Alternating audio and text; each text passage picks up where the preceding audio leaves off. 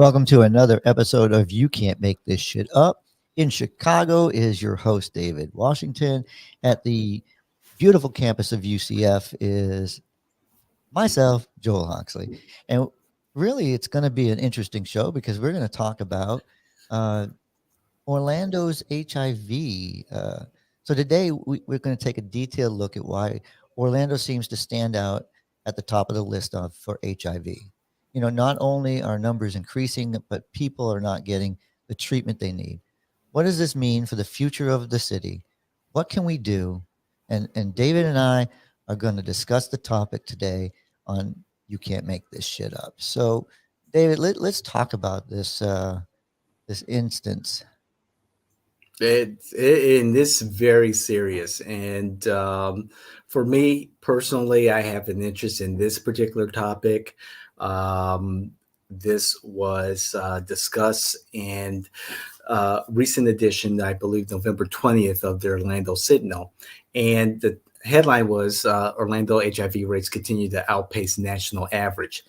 Orlando, Orange County, Central Florida has had an issue with STIs, sexually transmitted infections, STDs, sexually transmitted diseases, however you want to put it, particularly HIV, for quite some time now, for at least the last 8 to 10 years that I've been here at Orange County. And this is personal to me because in the past life, here in Illinois, I worked with an organization that worked for families that were affected by HIV. I saw, I worked with, I held mothers who watched their infant daughter pass away due to complications of HIV/AIDS. I attended that same mother's funeral because she succumbed to AIDS. And this was very early in my career in family services, social welfare. And I still remember the standing at Children's Memorial Hospital in north side of Chicago as little girl passed away, and then being at her mother's funeral several months later. And I fought most of my young life for more services, education in particular, and even more so prevention services for the HIV community. I was part of a needle exchange program on the north side of Chicago. Um, and even before that, while with the Peace Corps in Thailand, at the height of its denial of AIDS being the problem in Thailand, Mhm. educating young people, young adults, older adults, men, women about the dangers of unprotected sex and HIV and AIDS. So it is personal for me. And to see that this continues to be an issue at this date and age, I mean, this is 2023. And for Orlando to continue to have an issue, in the last year, 600 plus 618 individuals were diagnosed with HIV that causes AIDS. And Florida in the last decade has had 5,000 new cases year over year over year. And it just doesn't make sense. And I'm very concerned. We should still have a great deal of education in regards to this particular issue, whether it is caused, HIV is caused by shared needle use or sexually transmitted.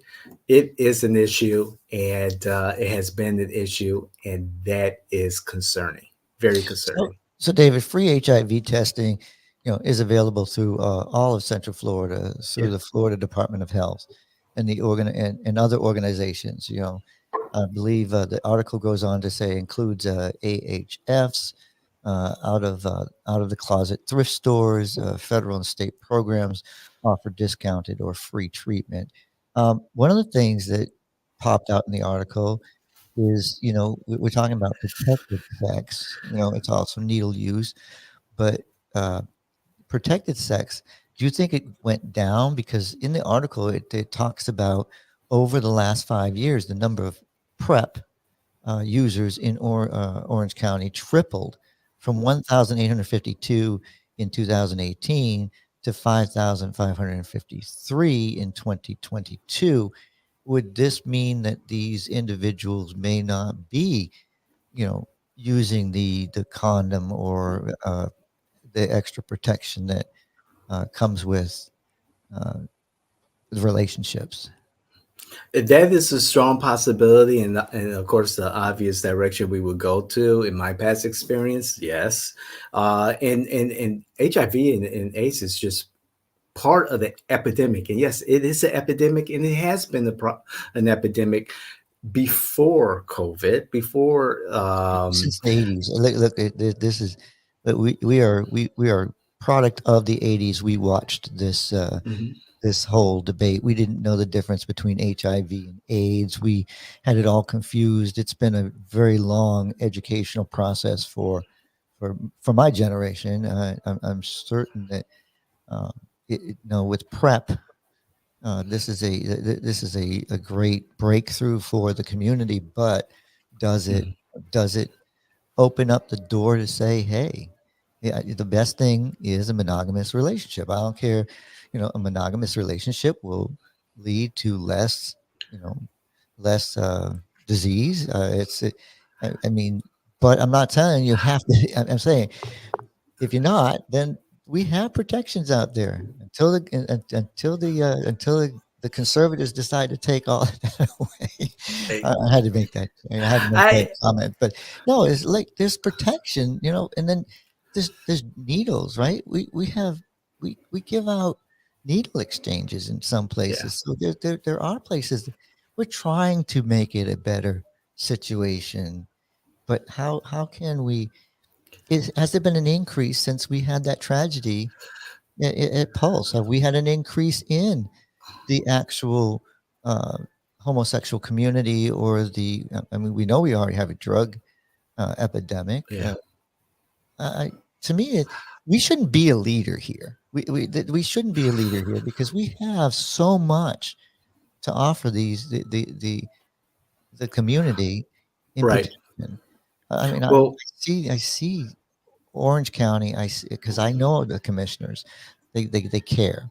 I mean, mhm, I'm not going to protect the city on this one because right, I don't pay attention to the city as much, but I do know that as a community in Orange County, we mhm, do the best possible things we can to help our community in this situation. So where are we lacking? right. So, well, let's see where the issue is at, and I use the word issue loosely here. In 2021, in Orlando, um, HIV/AIDS particularly affected Black and Hispanic communities. Most were between the ages of 25 to 44 who caught who were diagnosed with HIV or AIDS through unprotected sex. And a smaller group suffered HIV AIDS through injection drug use.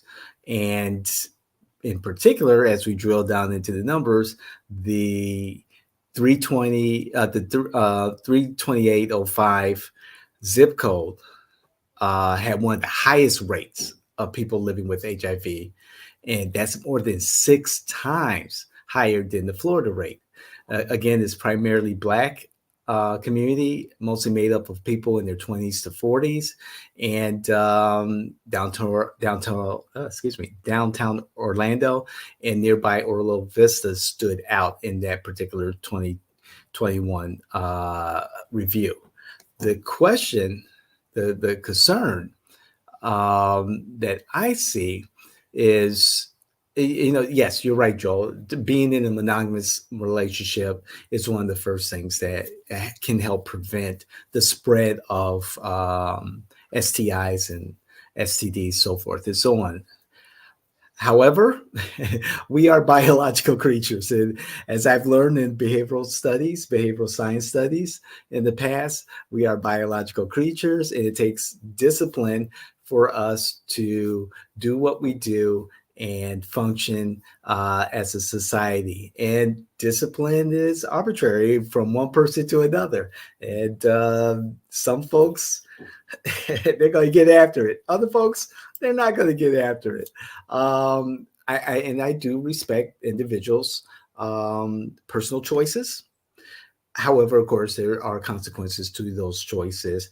And I just ask, in my past history of working in this field of protecting our families in our community, is that if you're going to play safe. In monogamous relationships or other types of polyamorous relationships or whatever, play safe Well, because here, we're all human. so we're here at the University of Central Florida. I'm glad to be out here. Uh, I know for a fact that there are several organizations and different clubs and different uh, support groups out here on the campus. Um, if you're interested, you should be looking them up. But they're available, and we later on we should provide more of the information. But this shouldn't be a statistic that we lead in, because we have a community that has the resources. Um, it but again, is it? I think your article talked about the decline in treatment. So are we seeing a? Is it the treatment, or is it the availability of treatment? I didn't kind of catch that in the article, but I don't. With what I've seen in downtown Orlando, I in locally, I was looking it up for this episode. There's a lot of services out there. Are they Yes. unknown services, or I mean, they're easy to search. Um, some of them you can search without even having, online services.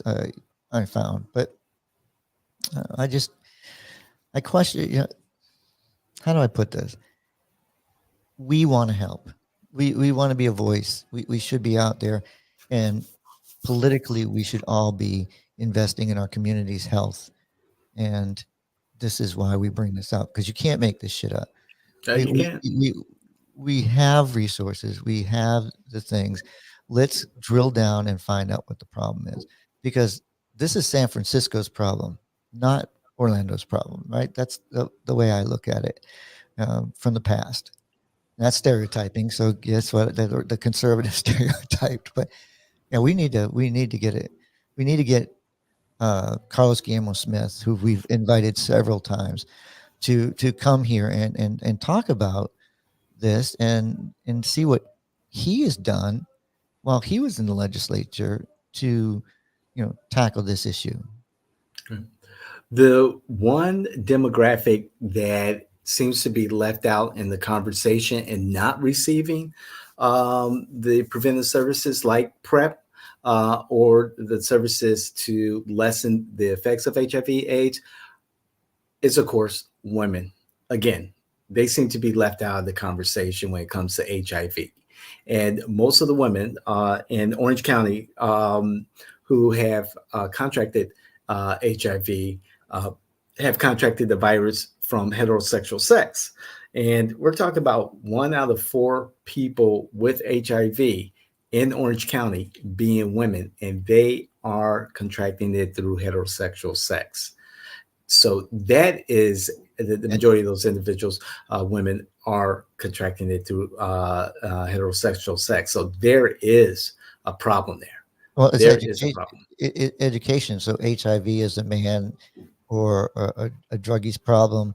So they need to expand the education to say, look, we're all can be affected by this. You all need to, look at this and I'm glad you point that out because yeah, when you hear HIV or AIDS, you don't typically think of women. It's like breast cancer.